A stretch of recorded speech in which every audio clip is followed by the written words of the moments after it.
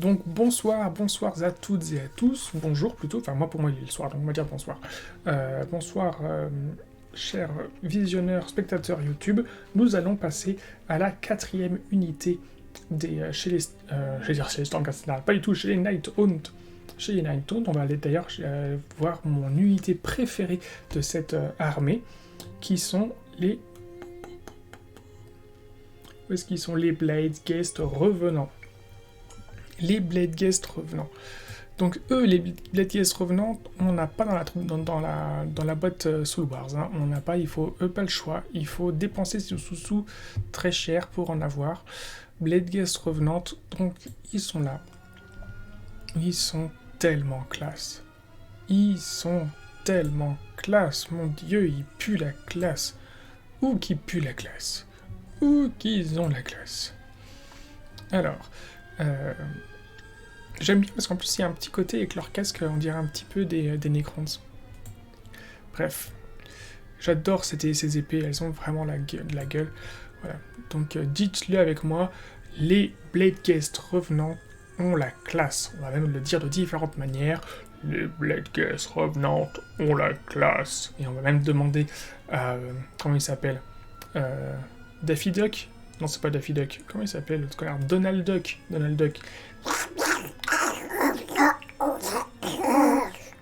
Pardon, je suis même pas bourré. Voilà, donc les Bladegheist revenantes ont la classe, on adore cette unité, je vous le dis par avance. Donc ils ont commencé leur carrière, les Bladegheist revenantes, à 90 points pour les 5 et 320 points pour les 20. Est-ce que ça a changé ? Non, toujours 90 points pour les 5 et toujours 320 points pour les 20. Donc 320 points pour 20 figurines, ça fait un peu cher, je suis tout à fait d'accord avec vous. Par contre, je suis beaucoup plus tenté par l'option de en jouer 180 pour 10. Ça, c'est quelque chose que je trouve tout à fait plausible. Alors, sachant qu'ils sont sur des socles de 32 mm, hein, on va tout de suite aller voir. J'ai pas les yeux en fait des trous, Bladegheist revenants, ils sont à 32 mm. Voyons voir leurs fameuses règles. Parce qu'en plus de péter la classe, ils ont des règles tout à fait super. Donc, mouvement de 8, oulala, gros mouvement, sauvegarde de 4+, bravoure de 10, blessure 1. Pour la blessure 1, on le sait, comme d'habitude, ce sont des Nighthaunt, ils ont une blessure, un stade de blessure toute pourrie. Mouvement de 8, sauvegarde de 4+, bravoure de 10, ok. Grande lame de la tombe. Portée 1, 2 attaques, toucher 3+, blessé 3+, perforation de 1, dégâts 1. Oh, j'ai l'impression que c'est notre première troupe que nous rencontrons qui a une vraie stat stable sur du toucher. C'est très très bien. Mais nous sommes comme toujours 2 attaques, voilà, et en plus perforation 1 de 1, dégâts 1. Ok, super. Là on est sur de la bonne troupe. Unité de Bladegheist revenant à n'importe quel nombre de figurines, chacune armée d'une grande lame de la tombe. Cette unité peut voler, comme d'habitude. Ils sont éthérés avec leur de 4+, super.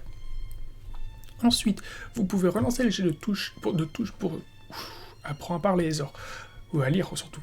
Vous pouvez relancer les jets de touche ratés pour les attaques effectuées par cette unité si elle est entièrement à 12 ou moins d'un ou plusieurs spirits tourments ou Shenghast amis. Et ben boum, donc en plus ils touchent sur du 3+, et en plus ils peuvent le relancer, c'est trop cool.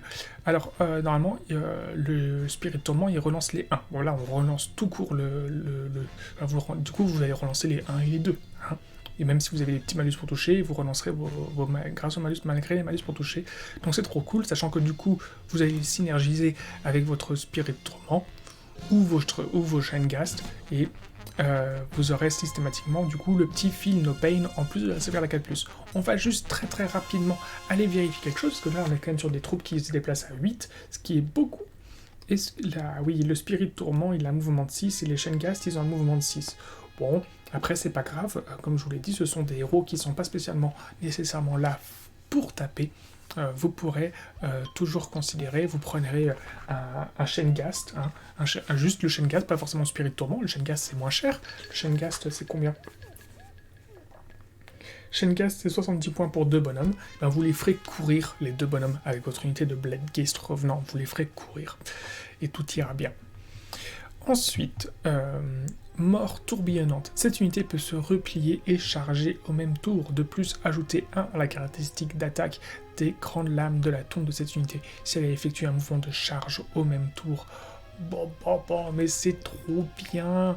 C'est trop bien. Donc déjà, pouvoir se replier et charger, comme on l'a vu avec la première unité, c'est comme les Stalkers, c'est quand même quelque chose qui est assez pratique. Et ça vous donne quand même de la latitude de gameplay, de la latitude stratégique, et donc vous pouvez à ce moment-là passer à tous les tours, quasiment, à 3 attaques au lieu de 2. Et il suffit de faire accompagner vos Blade Gaze Revenant en plus par votre fameux Knight of Shrouds sur son Ethereal Steed, et boum, pas de problème, vous avez 4 attaques. 4 attaques à votre tour, hein, bien entendu, parce que vous n'allez pas pouvoir charger à la phase de mouvement et de combat adverse, mais c'est pas grave, vous aurez... vous doublez littéralement la létalité de votre unité. Donc là, on est véritablement sur une unité qui, voilà, c'est sur le papier, c'est marqué « Je suis facile à synergiser ». Et en plus, on pète la classe. Qu'est-ce que j'allais dire, que demande le peuple ? Eh ben, le peuple demande qu'il soit un peu moins cher. Parce que, quand même, 180 points pour 10 bonhommes, on se dit que c'est quand même un peu rush. Du coup... Après, je vous dis ça, mais pour n'importe quelle unité de Stormcast Eternal, c'est 180 points au minimum pour 10 bonhommes, donc non, il n'y a pas de quoi se plaindre, mine de rien. Mine de rien, il n'y a pas de quoi se plaindre, voilà. Moi, j'adore cette unité, et clairement, c'est ma toute première stratégie de gameplay lorsque je succomberai enfin à l'achat de ces armées de Nighthaunt, et ben ce sera sur eux que je me baserai pour créer une armée qui pètera la classe. Voilà.